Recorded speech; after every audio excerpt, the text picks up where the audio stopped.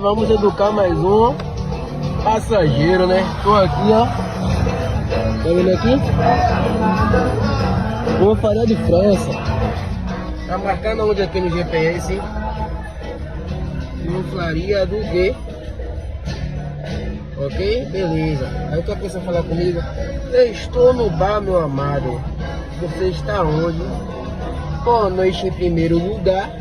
Estou no lugar que você colocou no GPS. Deu uma olhada no seu GPS. Então eu estou aqui no local certo. Aí infelizmente eu não posso fazer nada. Eu sigo o GPS. Vou esperar aqui, ó. Vou esperar aqui e vou cancelar a corrida. Isso que eu falo. Chamou o aplicativo. Antes de confirmar, olhe o endereço que você está.